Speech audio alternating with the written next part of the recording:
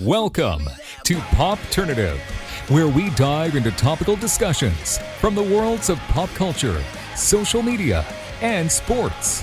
Here is your host, Peter Remoliotis, aka PD Beats.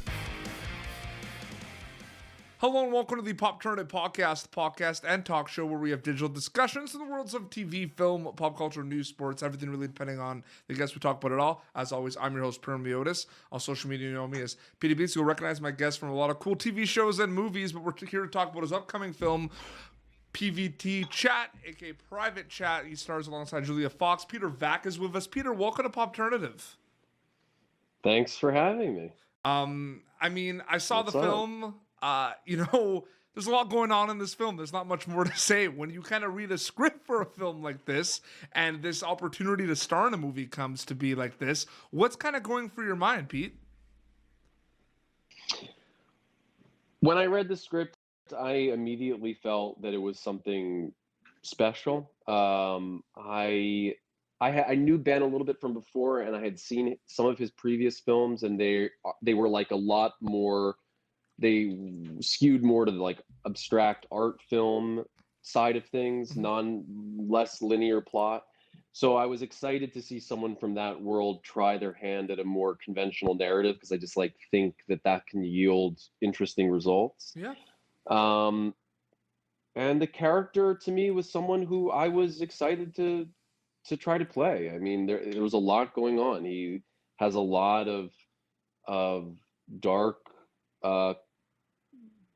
qualities and a lot of light qualities, and there's a definite journey. So these are all things that, as an actor, when you're reading a script, it's so often I'm doing my best with very little. But with this, it felt, it's always like a big breath of fresh air when you feel like what's on the page is dynamic. You almost have to work less hard. For sure. In that case. When people watch a trailer for this film, and then when they eventually have a chance to see this film, in terms of keeping itself, like, this film does not keep itself in one box in terms of what kind of genre film this is. There's a lot of kind of things going on, you know what I mean? There's kind of the thriller aspect of it, there's the horror aspect of it, there's the romance, obviously there's a lot going on. What do you think of this genre of genre bending movies that don't kind of limit themselves, Pete? Right. Well, I think that society at large is very interested in breaking down traditional categories. Yep. In almost every facet of life. Mm-hmm. So it would follow that in cinema, genre conventions are not being looked at in the same strict way that they've been looked at in the past. So I think you're right. Ben's movie, as an actor, you don't pay so much attention to genre because you don't want to play genre. You really just want to play the moment. So I see this as a romantic comedy, but I do know that there's suspenseful moments and, there's some slapstick. It really does allow itself to occupy a number of different tones, which is cool and I think hopefully exciting. And I do think that, a great example of someone who, for me, was the first I saw do this was director Bong, who's now, an international celebrity. And I remember seeing his film, The Host. And it's such a cool movie, and I was basically blown away by it because it presented itself as this traditional monster movie, but there was moments of such intense slapstick that it really did something to me. I even feel like I have chills thinking about it because I'd never seen it before. But it's exciting now to see more filmmakers try their hand. I don't think Ben's movie bends genre to the extent that directors Bong's films do, but I do think Ben is someone who is playing somewhat loose with tone. Although visually, he only shot the movie on one lens. It's all handheld. So even though I think emotionally the tones vary, there is something rather formal about the movie's container.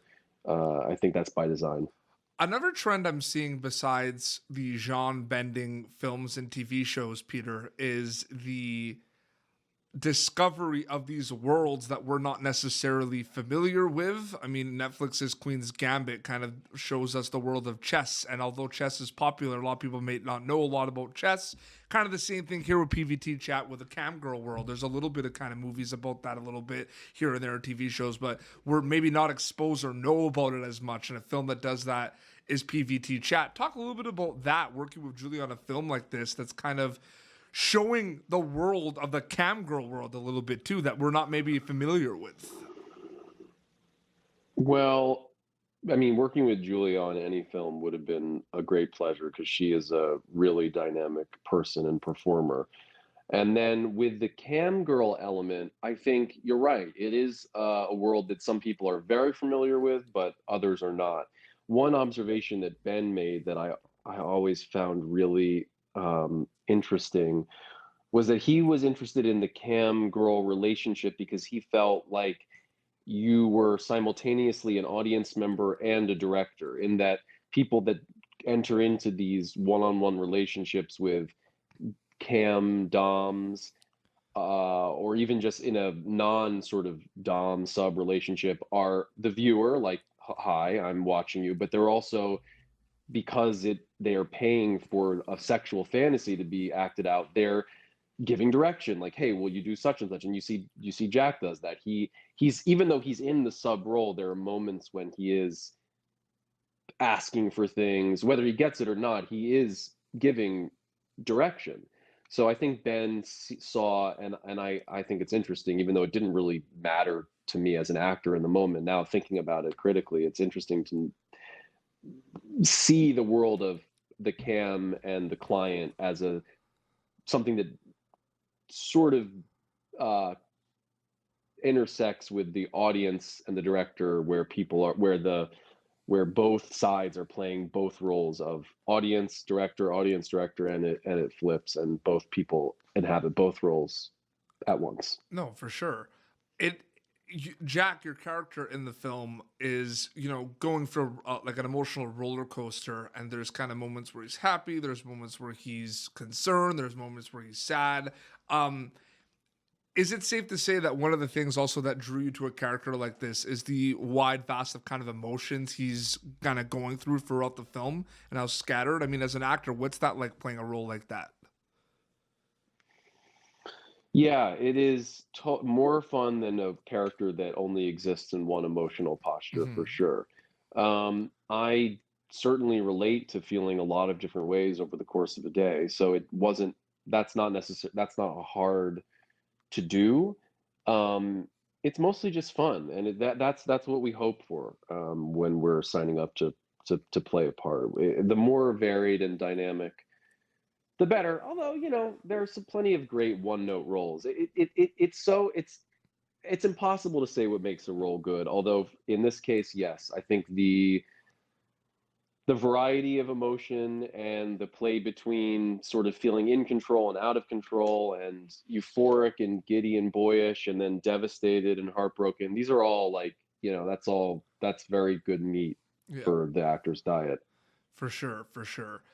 And I said in the top as well, there's a lot of projects you've kind of been in and you're working in, and you have worked on a lot of really cool films. You've also worked on a lot of really cool TV shows. The first TV show I kind of recognized you from was Mozart in the Jungle. That's like the first one that I watched. And I was like, because some of my friends are like, oh, I love Life with Anna Kendrick, but I'm like, oh no, he's Alex or Mozart in the Jungle, right? Yeah. So I love that show, by the way. I Great. watched the whole thing. It was great. But so just very quickly, talk a little bit about kind of you work on films and then you work on TV shows like Love Life on HBO Max. What's that kind of process like? Do you kind of do you treat TV like you do like a film, or is there kind of a different kind of method when you go into preparing for roles? Because TV shows, it's like 30 to 1 hour shows, but there's like 8 or 9 episodes, right? PVT Chat, it's you for about an hour 25 minutes on screen, right? It's different. Is it different a little bit? There are differences and there are similarities. I think the essential quality of acting, the essential task of the actor to make lines that were written by someone else feel like yours, is the same. But there are also huge differences. Yeah. I mean, the first thing that comes to my mind is just the resources. I mean, on a show like Love Life or Mozart in the Jungle, the craft service budget, I'm sure, far exceeds what Ben had for the whole movie. I mean, probably by a huge figure. Yeah, I would say for sure. probably snacks on Love Life or Mozart in the Jungle cost 5 or 6 times maybe even 10 times the amount that Ben's movie cost. Opens your eyes a little bit when you say Yeah, oh yeah, snacks. I'm talking about literal snacks, not even meals. But not just the joke. It does create a different experience. Yes. The crew, the size of the crew is different. With Private Chat, I mean, often it was just Ben, a sound operator, a focus puller, and that's it in the room. And on TV, you have to get comfortable with bringing a feeling of intimacy to maybe a set with 40 people on it. That's not in a real apartment. That's on a set of an apartment. And yeah, you know, on a movie like Ben's, there's more room to say lines that aren't on script. I mean, you can when you're doing a television show, but there's a different time is scheduled differently, and the expectations are different. The writers are there on set. It's not the director who has full creative control over every element the way he does on an auteur's film. It's different on television. You have a group of writers, a director who is partially in charge, but their director is also beholden to the executive producers and the showrunner and the writer creator, who are, you know, they don't want to hear this and whatever, but that person's usually higher on the totem pole than the director. Yes. So it's a whole very different different. game. Yes, it is a different game, but I will stress, acting is acting, and the effect that you want to have on your scene partners or the audience, even though you don't think about the effect you want to have on the audience, it's entirely the same. It's almost like learning to do the same dance on different stages. It's like singing the national anthem, for your family and friends, or for the Super Bowl, or for Symphony Space, or on the street. I mean, it's the same craft, but the containers do differ, and they produce very different emotional feelings in the actor. And I think for actors like starting out, I think sometimes those big sets, you kind of have to like develop a certain sea legs for them. They can feel destabilizing, but it's really important to note that like the acting itself really should always be what you do, Sure. whatever it is. Yeah, I can't get the snacks out of my mind. That was a very that was an interesting story about the snack comparison. I might be exaggerating, but honestly, not much. I don't feel I feel like you're not. You would be shocked probably at how much these television shows spend on. I mean, per episode, and then just cumulatively on snacks. No, for sure. I mean, I know indie movies that are made for. They're real, and that is another thing. The mentality of TV is it requires a tremendous amount of money.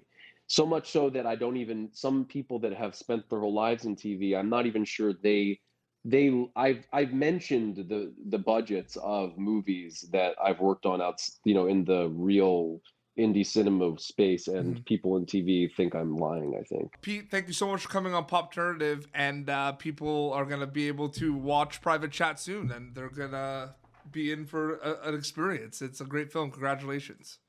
Great. Thanks for this good discussion. Yeah, no problem. This Cool. has been Popternative, youtube.com/Popternative for previous episodes. Until next time, this is Peter Beats and Peter Vack, signing off. Thank you for tuning in to Popternative.